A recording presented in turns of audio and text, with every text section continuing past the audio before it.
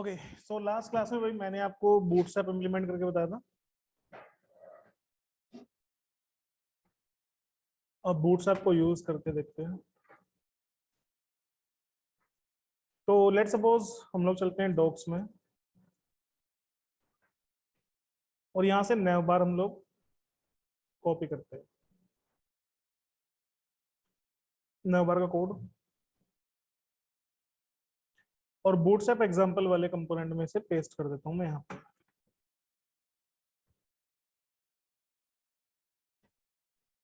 ठीक है, अभी इसमें कुछ एरर्स आएंगे। तो एक तरफ ये कि भाई जो एच आर एस की क्लोजिंग टैग नहीं है, क्लोजिंग होनी चाहिए। एक इनपुट टैग की क्लोजिंग नहीं है, उसकी क्लोजिंग होनी चाहिए। इसके अलावा इसमें क्लास लिखा हुआ है, हमें इसे किससे रिप्लेस करना है? क्लास नेम से। बस ये दो तीन काम करने हैं। आ गया ना एक बार, जो कि फुली रिस्पॉन्सिव है। ठीक है भाई, आप जैसे नए बार की जगह आप मान लो ड्यूकेट लिख देते हो, ड्यूकेट आ जाएगा। लाइक होम पेज या लिंक की जगह लिख देता हूँ मैं, let suppose about page, pages.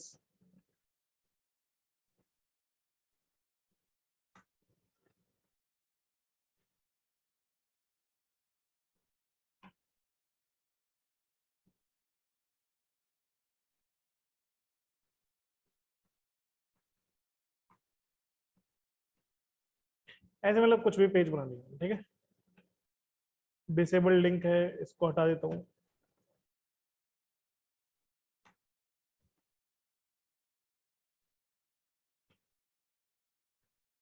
ये ग्रीन कलर है, इसको मैं यहाँ पे लाइट कर देता हूँ। ठीक है, अब ये जो कलर है ये लाइट कलर है, इसको मैं थोड़ा चेंज कर देता हूँ डार्क से। तो ये जो बीजी बॉर्डरी टेरिटरी लिखा हुआ है, इसको करते हैं हम लोग बीजी डार्क, तो ब्लैक कलर में आ जाएगा। अब जैसे ड्यूकेट लिखा हुआ है, इसमें हम लोग प्रॉपर्टी यूज कर सकते हैं टेक्स्ट लाइट। ठीक है, टेक्स्ट लाइट का मतलब होता है कलर वाइट।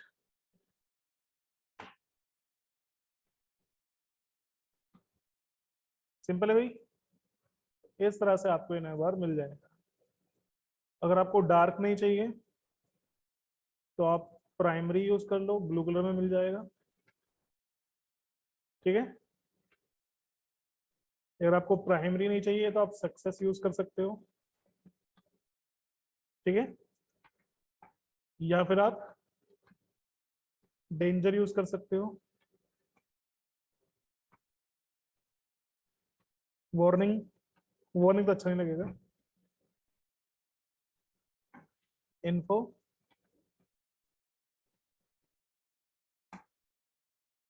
सेकेंडरी। ठीक है भाई, तो जो भी आपको कलर यहाँ पे चाहिए आप यूज कर सकते हो।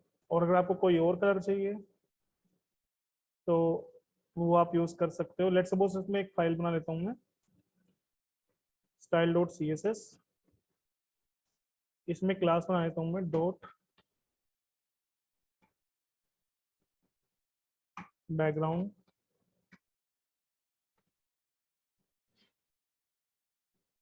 इसमें इंपोर्ट कर लेता हूँ मैं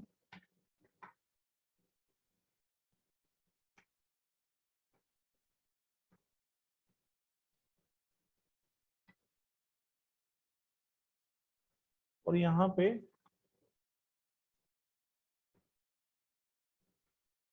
जो क्लास लिखी है वो यूज कर लेते हैं। हो गया नहीं भी? अब जो भी आपको कलर रखना है, लाइक नेवी रखना है या आपको कुछ इस टाइप का रखना है,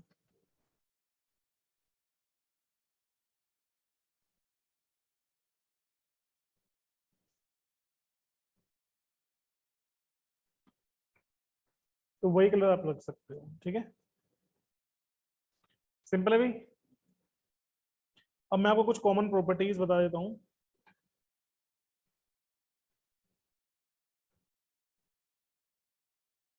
जो हम लोग यूज करते हैं CSS में। उनके लिए आप बूट स्ट्रैप में क्या लिखोगे? जैसे हम लोग लिखते हैं बेटा बैकग्राउंड कलर, लाइक ब्लू। हम लोग क्या लिखेंगे इसे? बीजे, और जो कलर के कोड है प्राइमरी, लाइक हम लिखते हैं कलर वाइट, इसे लिख सकते हैं हम लोग बीजी लाइट। ठीक है, अभी एक बार लिखने दो, बाद में नोट कर लेना, पहले समझ लो बहुत प्रॉपर्टी है। जैसे मान लो हमें टेक्स्ट अलाइन प्रॉपर्टी देखनी है, लाइक हम लोग लिखते हैं सेंटर, आप लिख सकते हो डायरेक्टली इसे text centre. Text line left property, right property and justify.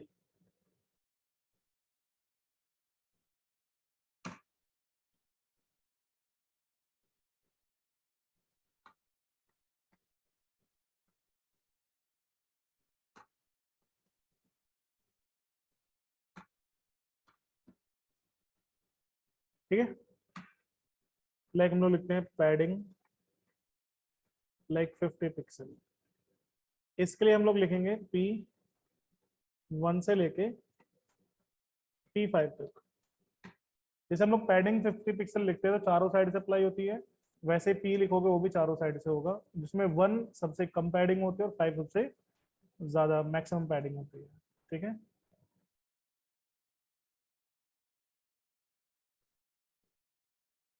एक सेकंड, ये टेक्स्ट लाइट होगा। ओके, पैडिंग से मान लो आप पैडिंग लिखते हो सिर्फ टॉप से, या पैडिंग लिखते हो मान लो सिर्फ बॉटम से, या फिर लेफ्ट से, या फिर राइट से।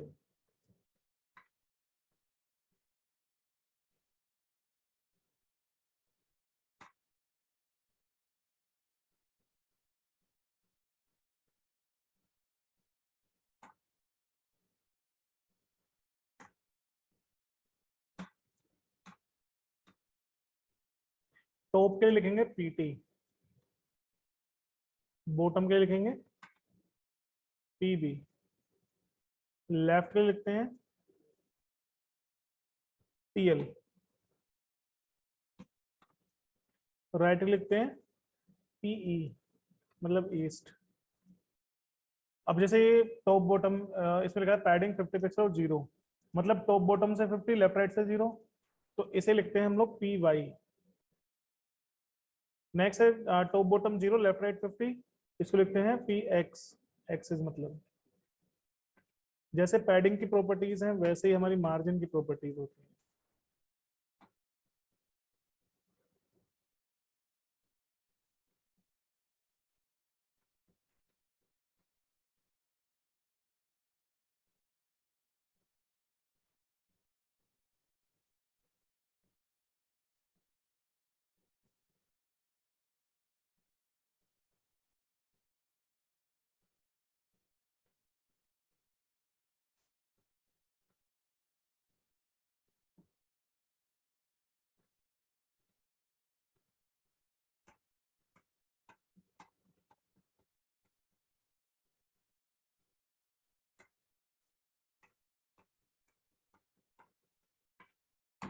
ठीक है, चलो लिखते हैं display property, like display none, इसे लिखेंगे DN।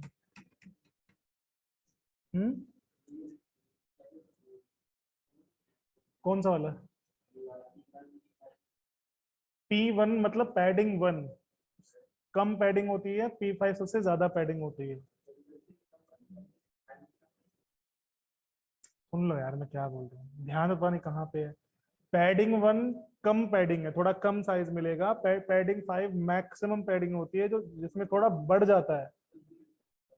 कुछ भी नहीं, 1 से 5 के बीच में लिख सकते हो। हाँ, अगर इससे ज्यादा पैडिंग चाहिए तो फिर कस्टम सीरीज लिखनी है। बाय डिफॉल्ट P1 से P5 तक होता है। अभी वो करके दिखाऊंगा कितना होता है। मैं ये नहीं कह रहा हूँ कि पैडिंग 50 का मतलब P5 है, P1 है, वो अलग है। P1 कम पैडिंग होगी, ऐसे P2 थोड़ी ज्यादा पैडिंग होगी, P3 से थोड़ी ज्यादा पैडिंग होगी, ऐसे साइज बढ़ता है इसका। वो करके दिखाऊंगा तभी तो समझ में आएगा।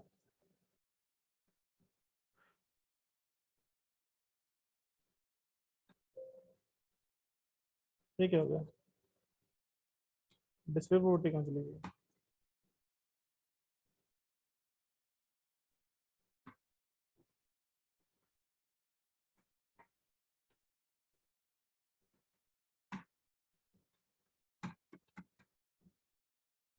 जब हम लोग लिखते हैं डिस्प्ले इनलाइन या display block,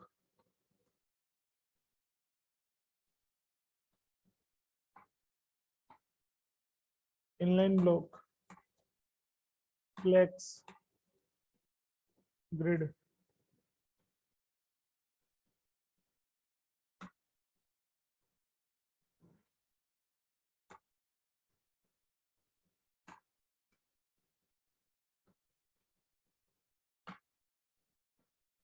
D flex, grid. अच्छा, ग्रिड नहीं होता इसमें। अच्छा, फ्लेक्स में और भी प्रॉपर्टी होती है हमारी, लाइक फ्लेक्स डायरेक्शन,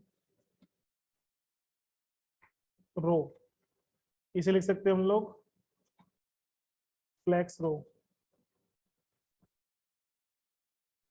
रो रिवर्स,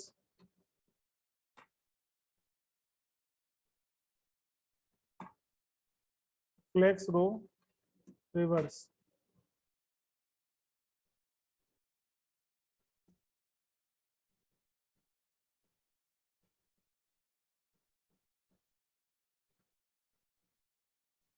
यहाँ पे कॉलम,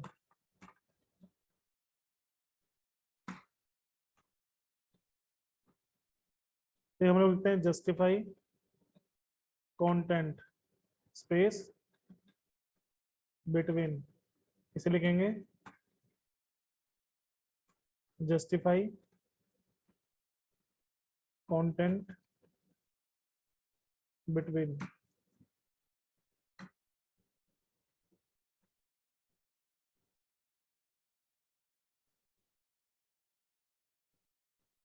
स्पेस अराउंड और space evenly, justify content around and evenly.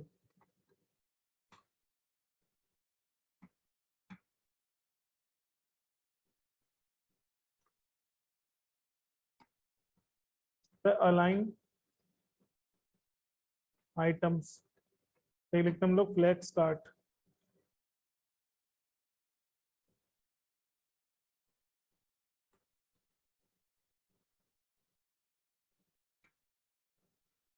एक मिनट, इसको मुझे देखना पड़ेगा।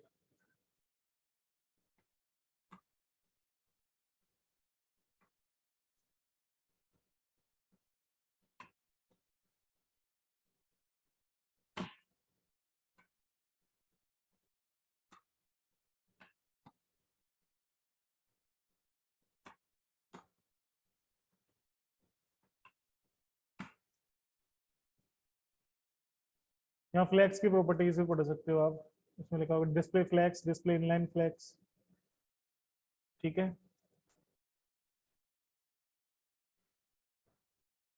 रो row reverse, column column reverse, row row reverse, column reverse. ये तो स्क्रीन साइज के अकॉर्डिंग हो गया।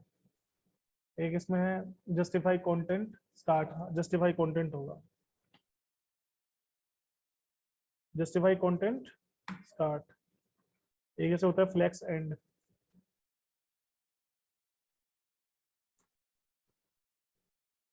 Justify content end. ऐसे आइटम्स हैं यहाँ पे, देख लेना, और भी बहुत सारी क्लास है। जो कॉमन प्रॉपर्टीज है मैं वो बता रहा हूँ आपको। ठीक है भाई, जो सबसे ज्यादा यूज होती है, कल लीजिए नोट डाउन हो गई। और ऐसी और भी प्रॉपर्टीज हैं, बता दूंगा इनका सोर्स कहाँ से आप इन्हें देख सकते हो। जो बहुत ज्यादा कॉमन यूज होती है वो मैंने यहाँ पे लिखी है। ठीक है। अब हाँ एक सेकंड, बॉर्डर वॉर्डर की बची है। जैसे हम लोग लिखते हैं बॉर्डर 5 पिक्सल सॉलिड रेड, कुछ इस तरह से। इसमें लिख सकते हैं हम लोग बॉर्डर अप्लाई करने के लिए बॉर्डर विड्थ के लिए 1 से 5,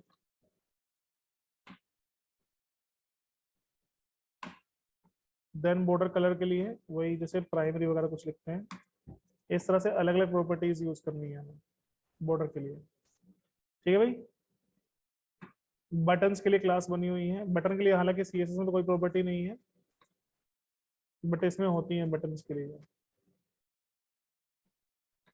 जैसे बीटीएन क्लास है, बीटीएन कलर लगाना है, प्राइमरी बटन लगा इस तरह से लगा सकते हो। बटन स्मॉल बटन के लिए स्मॉल, ये एक होता है एसएम, एक होता है बिग, नहीं large, BTN SM, BTN LG. Tables में, टेबल्स के लिए बनी हुई क्लासेस मिल जाती हैं आपको, लाइक टेबल आप क्लास यूज कर सकते हो। अगर आपको बॉर्डर चाहिए टेबल में तो बॉर्डर टेबल यूज कर सकते हो। इसके अलावा जैसे होता है ना रो में, इवन रो में थोड़ा अलग कलर आता है, ओड रो में थोड़ा अलग कलर आता है, उसके लिए है बॉर्डर स्ट्राइप्ड। होवर जब माउस लेके जाओगे थोड़ा अलग कलर आता है, उसके लिए आता है टेबल होवर। और टेबल को रिस्पॉन्सिव बनाने के लिए क्लास होती है टेबल रिस्पॉन्सिव। फॉर्म को अच्छा बनाने के लिए क्लास है इसमें फॉर्म कंट्रोल। और फॉर्म एक नए वर्जन में आई है फॉर्म सिलेक्ट। ऐसी कई सारी कॉमन प्रॉपर्टीज है जो बहुत ज्यादा यूज होंगे। ठीक है, जल्दी से नोट करो ये। ओके, तो ये भाई कुछ कॉमन क्लास। कुछ और क्लास भी आप देख सकते हो। तो यहाँ पे आप जाओ यूटिलिटीज में, यहाँ पे आप देख सकते हो फ्लेक्स की प्रॉपर्टीज, फ्लोट प्रॉपर्टीज। जैसे फ्लोट लेफ्ट फ्लोट राइट करते हैं, इसमें float, float start float and होता है। या फ्लोट नहीं करना है तो नन होता है। अच्छा, ये float S M M D ये सब क्या है, इसको समझते हैं। इसे बोलते हैं हम लोग बूटस्ट्रैप का ग्रिड सिस्टम। ठीक है, to make responsive web page.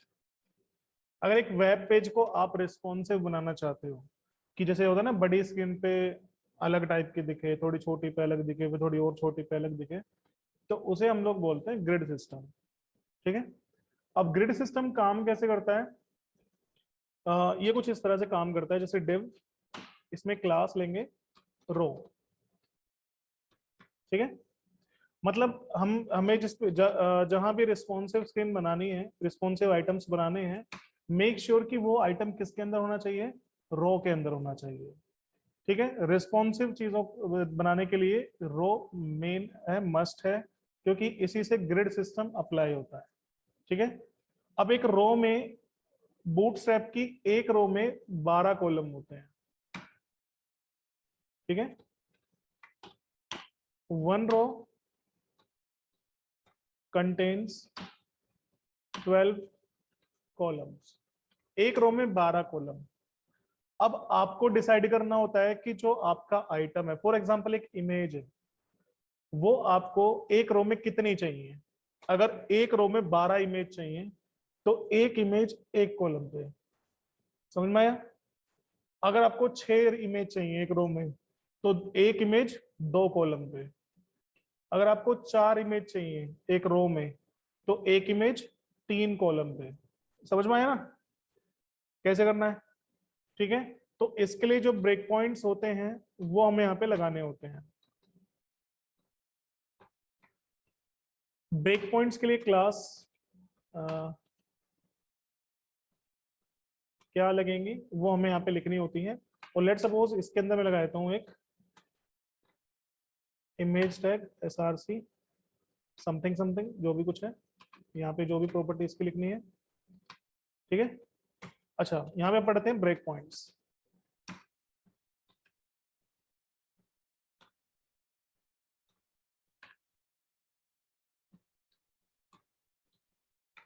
हमारे ब्रेक पॉइंट्स होते हैं कॉल, सबसे बड़ा ब्रेक पॉइंट होता है लार्ज। तो यहाँ पे पास करते हैं कॉलम काउंट। ठीक है।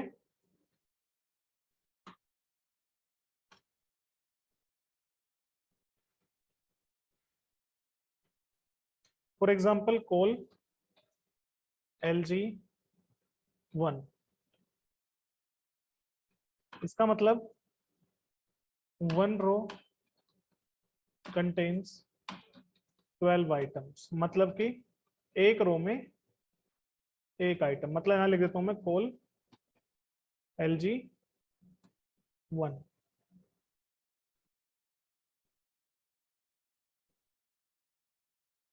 नेक्स्ट ब्रेक पॉइंट आता है फिर इसमें,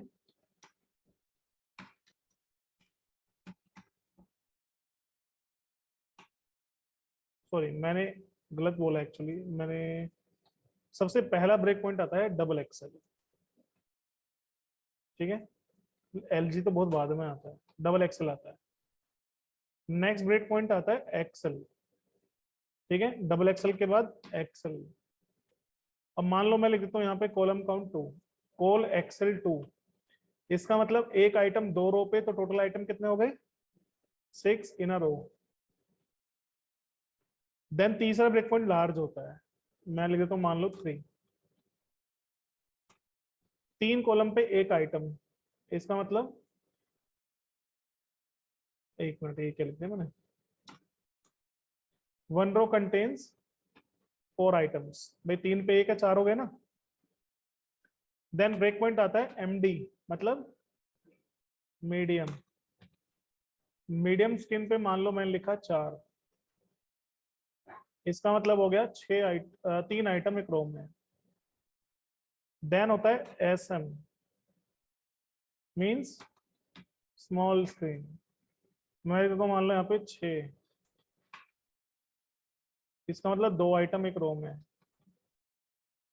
नेक्स्ट ब्रेक पॉइंट होता है डायरेक्ट LG, सॉरी कॉल और कॉलम काउंट। मैं लिख देता हूँ यहाँ पे कॉल 12, इसका मतलब होगा 1 रो कंटेन 1 आइटम। सिंपल है। एक बार ऑनलाइन स्टूडेंट रिव्यूइन करना बेटा एक बार।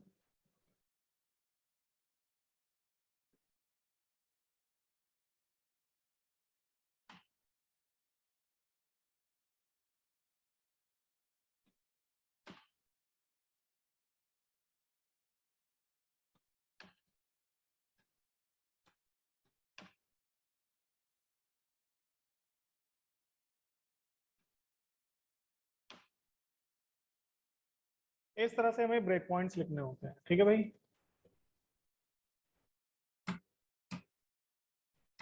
ऐसे जितने चाहे उतने आइटम्स लिख सकते हो। तो इसमें क्या होगा कि ये जो एलिमेंट है, अगर ये आपकी मोबाइल स्क्रीन है तो पूरे 12 कॉलम पे एक आएगा। अगर उसे थोड़ी बड़ी स्क्रीन है तो 2 आइटम एक रो में आएंगे। उसे थोड़ी और बड़ी, लगभग आपकी जैसे वो होती है फोन से बड़ी स्क्रीन किस कहते हैं, टैब की होती है, तो टैब में आएगा। ये आपके जो कंप्यूटर की स्क्रीन होती है, ये आपकी लैपटॉप की स्क्रीन आएगी, और ये आपके जो बड़ी डिवाइस होती है उनकी स्क्रीन। ठीक है, तो इस तरह से आप इसे ब्रेक पॉइंट्स बना सकते हो। अच्छा, सारे ब्रेक पॉइंट लिखने की जरूरत नहीं होती है। जैसे फॉर एग्जांपल आप ये चाहते हो कि भाई बड़ी स्क्रीन पे 2 आइटम दिखें साइड बाय साइड, और छोटी स्क्रीन पे एक आइटम दिखे, तो ब्रेक पॉइंट 2 ही है इसमें। तो उस केस में अगर आपको ये स्क्रीन लिखना है तो उसके लिए आप क्या करेंगे,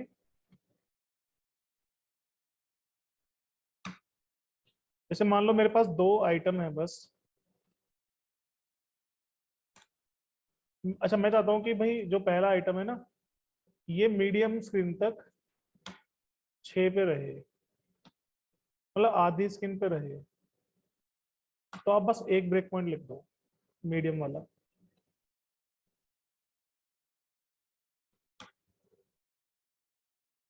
मतलब आप दो, एक कम से कम एक आपको लिखना पड़ेगा।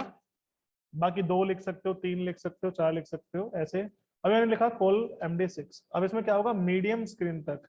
अब चाहे डबल एक्सएल स्क्रीन हो, चाहे एक्सएल हो, लार्ज हो, मीडियम हो, इसमें ये 6 पे रहेगा, मतलब हाफ स्क्रीन पे। और जैसे ही इसे छोटी स्क्रीन होगी, ये 12 पे चला जाएगा। ठीक है, बाय डिफॉल्ट कितने होते हैं 12। हमने 6 लिखा है, तो मीडियम से ऊपर जो भी हैं वो 6 पे आ जाएंगे, और से छोटे जो है वो 12 पे चले जाएंगे। समझ में आया। तो अगर मल्टीपल आइटम को आप सेम रखना चाहते हो तो मल्टीपल आइटम में छोटे वाला लिखना ताकि बड़े वाला वो सेम उठा ले। समझ में आया? नोट करो अभी जल्दी से। ठीक हो गया ना? तो ये है भाई आपका मेन ग्रिड सिस्टम। अगर ये अच्छे से समझ लिया फिर तो बहुत आराम से रिस्पॉन्सिव वेबसाइट सब बना सकते हैं। तो इसे यूज करके देखेंगे अभी, टेंशन ना लो, एग्जांपल जरूर दूंगा इसका। अब यहाँ पे आप देखो, इसमें लिखा है जैसे कि अब देखो फ्लोट एसएम। अब जो मैंने ब्रेक पॉइंट बताया था ना आपको, ये जरूरी ना कोल के साथ लगाओ, वो तो ग्रिड सिस्टम हो गया। अगर आप इसे फ्लोट के साथ लगा दो, फ्लैक्स के साथ लगा दो, किसी के साथ भी लगा सकते हो। ये देखो इसमें ये हो गया कि भाई अगर स्मॉल स्किन होगी तो फ्लैक्स करना है, ठीक है, या आपको फ्लैक्स मतलब जब बड़ी स्किन है, बड़ी स्किन नॉर्मल रखनी है, छोटी स्किन पे आएगा तो फ्लैक्स करना है और उसको कॉलम वाइज करना है। तो ऐसे आप ये small skin, medium skin, large skin के अकॉर्डिंग आप उसे रख सकते हो। ठीक है,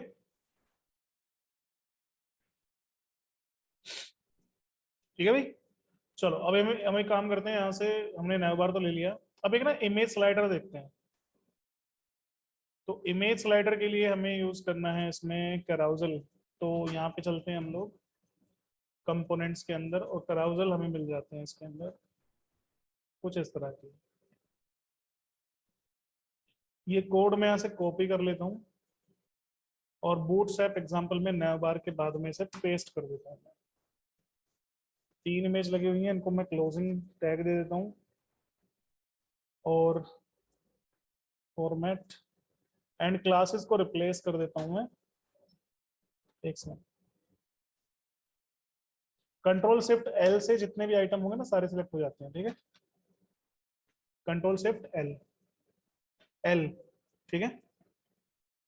और सिलेक्ट करते टाइम में ध्यान रखना क्योंकि ऊपर क्लास नेम भी लिखा है। तो जब आप सिलेक्ट करो ना, खाली क्लास को सिलेक्ट मत करना। अगर ये करोगे तो जो ऊपर क्लास नेम सिलेक्ट बन रखे हैं ना वो भी सिलेक्ट हो जाएंगे। यूनिक देखा करो, यूनिक क्या क्या है ये, क्योंकि उसमें क्लास नेम है, इक्वल तो नहीं लगा हुआ है, इक्वल बाद में है। तो ये सिलेक्ट करो, इससे क्या होगा, वो क्लास नेम वाला सिलेक्ट नहीं होगा, सिर्फ ये सिलेक्ट होगा, नेम। बस इससे सारे एलिमेंट्स आपके चेंज हो जाएंगे। ठीक है भाई। और ये आप देखोगे तो एक स्लाइडर तो आ गया, बट इमेज तो है नहीं मेरे पास अभी। मतलब इमेज है लेकिन मैंने लगाई नहीं है।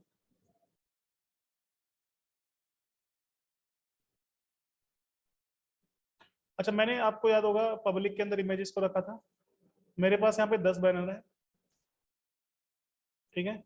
तो मैं ये बैनर ले लेता हूँ एक बार। अच्छा, इसके अंदर एक सेकंड, एसेट के अंदर इमेजेस, हाँ सब बैनर है मेरे पास, 10 बैनर हैं। तो मुझे 10 ही इमेज चाहिए, लेट सपोज अभी तो 3 है।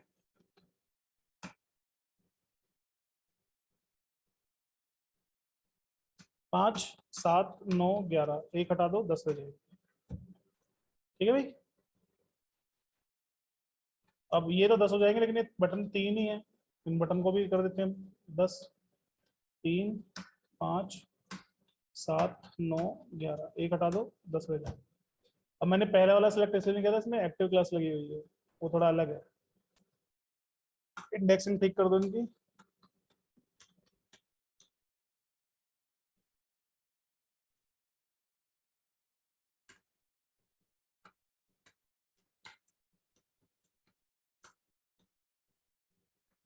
ये देखो 10 इमेज आ गई ऐसे। अब इमेज लगानी है तो मैं सिलेक्ट करता हूँ SRC और ये। तो मेरे पास जो इमेजेस हैं वो हैं पब्लिक के अंदर, इमेजेस फोल्डर के अंदर, बैनर 1.jpg। अच्छा, इन सब की ना हाइट फिक्स कर देता हूँ मैं 600 पिक्सल, एंड विड्थ कर देता हूँ मैं 100%। आई थिंक 600 ज्यादा है, इतना ठीक है ना। अब इमेज चेंज कर दो, 2, 3, 4, 5, 6, 7, 8, 9, 10, ये लो गई। बन गया इमेज स्लाइडर, इजी है।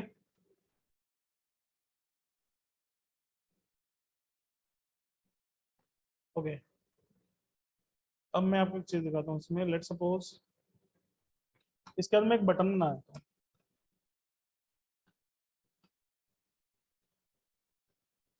पैडिंग समझाने के लिए, पैडिंग का कॉन्सेप्ट, ठीक है। इसमें लगाता हूँ मैं class name button, button primary, ठीक है भाई।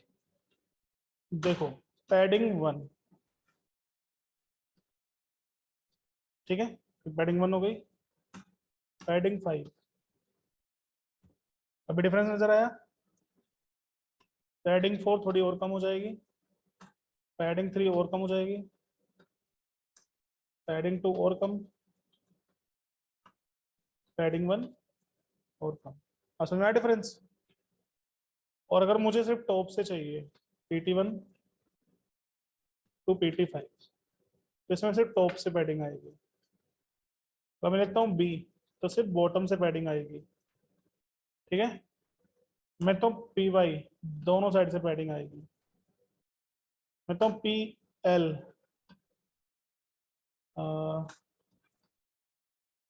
राइट से तो आ गई, लेफ्ट से भी आ गई।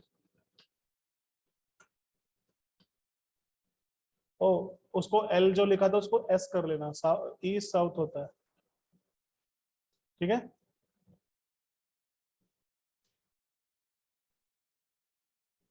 सॉरी साउथ ईस्ट नहीं, स्टार्ट और and, padding start padding and, PS PE,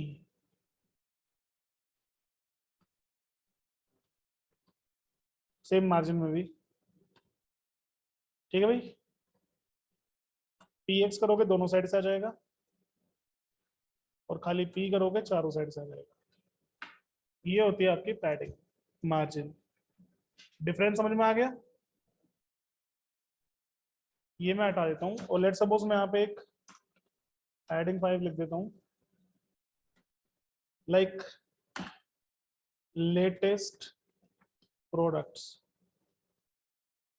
अब इसमें देखो क्लासेस, जैसे मैं लिखता हूँ बैकग्राउंड, बैकग्राउंड क्लास क्लास लगाए तो जो मैंने बैकग्राउंड क्लास ली थी ना अभी, ताकि इसका कलर वही है जो नेवर का आ रहा है, ठीक है। अप्लाई हो गया। मुझे टेक्स्ट सेंटर में चाहिए, तो टेक्स्ट सेंटर क्लास। टेक्स्ट मुझे वाइट चाहिए, तो टेक्स्ट लाइट क्लास। मुझे थोड़ी सी पैडिंग चाहिए, P2 इनफ होती है। अब बढ़िया लग रहा है। इसके लिए अब देखो सारी चीजें HTML के अंदर ही लिख दी हमने, अलग से CSS नहीं लिखी है। हाँ कस्टम CSS चाहिए डेफिनेटली लिखो, जैसे मैंने बैकग्राउंड कर लिया था। समझ में आया। अब मैं आपको ग्रिड सिस्टम समझाता हूँ। तो एक क्लास लेता हूँ मैं, एक डिव लेता हूँ, डिव में क्या लगाऊंगा बताऊंगा अभी। और एक डिव लेता हूँ रो,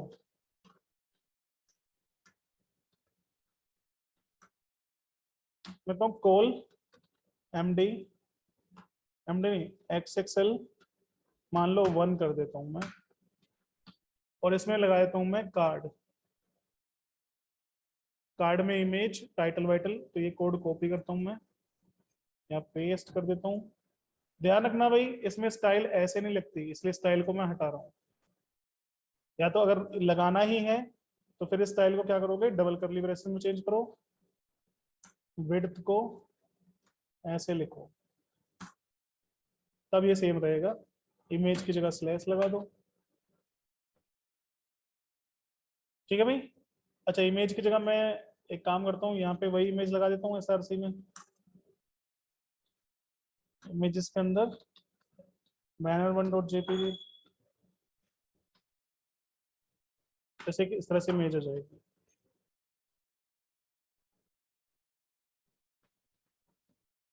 लाइक प्रोडक्ट 1,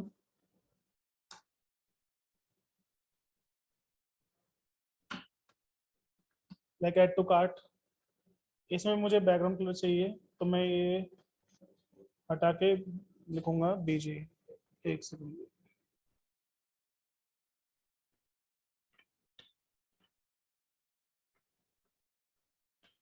ये कौन सा पहले थी। थैंक थैंक यू भाई इतने।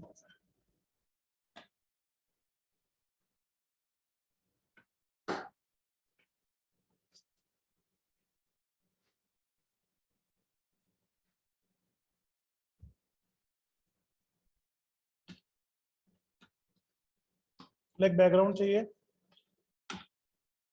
टेक्स्ट लाइट चाहिए, विड्थ फुल चाहिए, ठीक है भाई।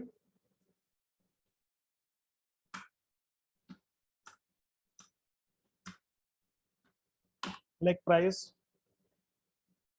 एम्परसेंड है 8377, मतलब रुपये सिंबल ऐसे चाहिए, ठीक है।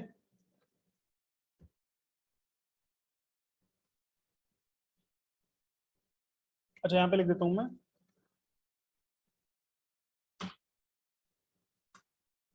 Excel 2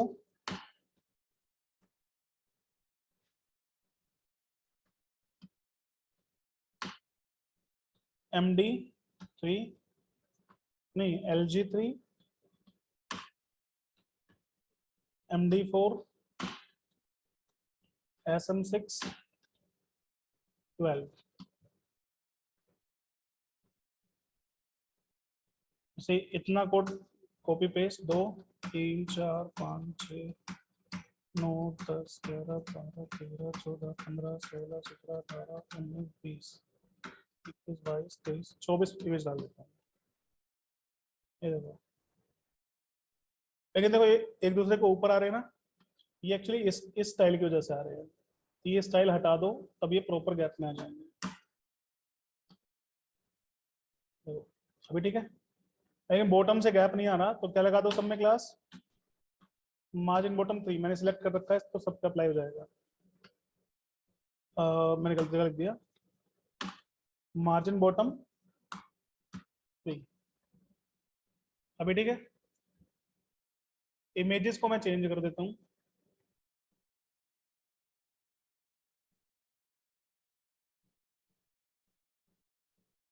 banner 1, banner 2, 3, 4, 5, 6, 7, 8, 9, 10, 11। अच्छा 11 तो है ही नहीं, 1 रिपीट कर रहा हूँ, ठीक है। 2, 3, 4, 5,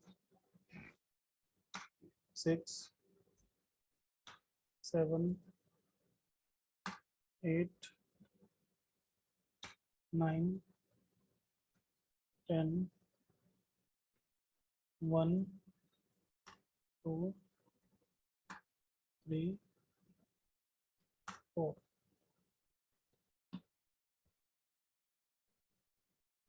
ठीक है भाई।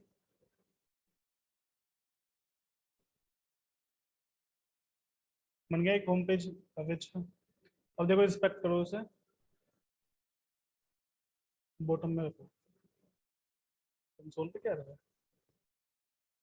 अच्छा क्लास के लिए बोल रहा होगा,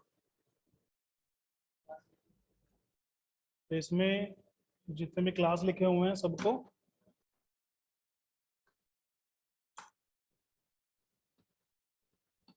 क्लास नेम से रिप्लेस कर दो, दिक्कत खत्म। देखो भाई,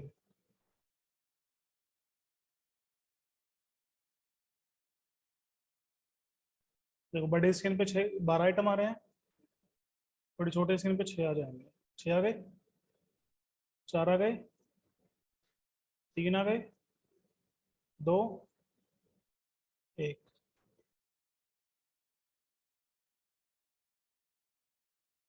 ठीक है भाई, रिस्पॉन्सिव है। तो इस तरह से हम लोग ग्रिड सिस्टम यूज करके रिस्पॉन्सिव वेबसाइट बना सकते हैं। चलिए देखो, मैंने वही लिखा है जो मैंने अभी आपको बताया था। मैंने ऐसे लिखा था ना, एक रो के अंदर ये बनाना है और उसके अंदर आइटम डाल देना, जो भी आइटम है, लाइक इमेज है, कुछ भी है, मेरे पास कार्ड था। अच्छा देखो इसमें ना गैप नहीं आ रहा लेफ्ट राइट से, तो इसके लिए एक काम कर सकते हो, जैसे मैंने क्लास बनाई है, इसके अंदर ना कंटेनर नाम की क्लास होती है, इससे आपको गैप मिल जाएगा लेफ्ट राइट से। देखो गैप मिल गया काफी। अगर ये गैप ज्यादा लग रहा है, थोड़ा कम गैप चाहिए, तो कंटेनर फ्लड होता है, और वो गैप है थोड़ा सा, कहीं ज्यादा नहीं है। सिंपल है। ये है भाई आपका ग्रेड सिस्टम। सिंपल।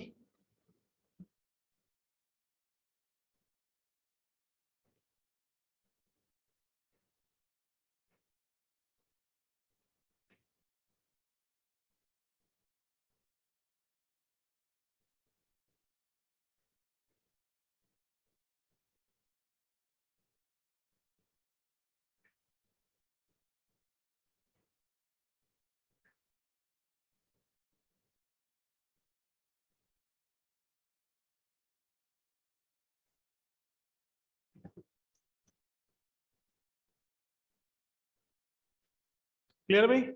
अब बाकी जब आगे प्रोजेक्ट प्रोजेक्ट बनाएंगे, बूटस्ट्रैप को थोड़ा और अच्छे से समझोगे आप। ठीक है। जैसे थोड़ा नीचे आ रहा है, इमेज को एडजस्ट कर, मतलब सभी पे एक फिक्स अगर साइज लगा दोगे तो दिक्कत खत्म हो जाएगी। ठीक है भाई। तो आज के लिए इतना ही करेंगे।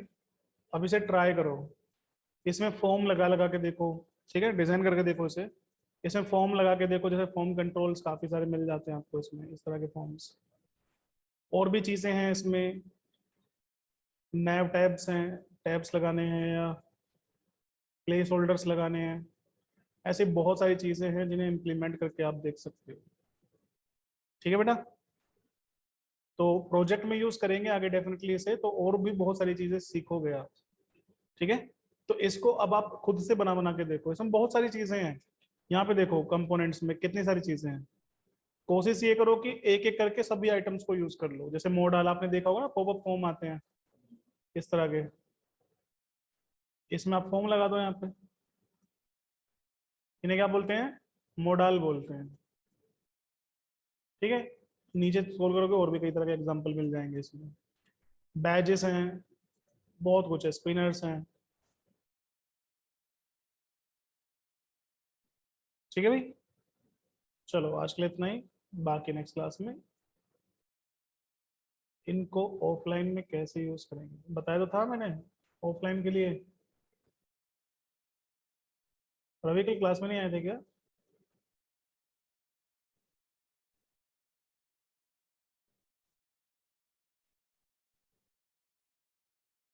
वैभव, इमेज हाइट एंड विड्थ सबकी सेम है, फिर इमेज सबकी सेम का है। अरे भाई वो बैनर पे ऊपर लगाइए, स्लाइडर पे हाइट। यहाँ थोड़ी हाइट लगाइए किसी पे भी, तो यहाँ पे हाइट लगा देना, सबकी सेम हो जाएगी। ये काम करो, ये सिलेक्ट करो, ये कॉमन मिल जाएगा सब में।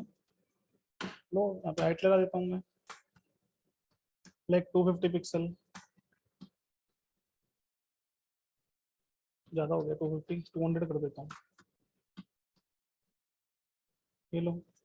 अब ठीक है।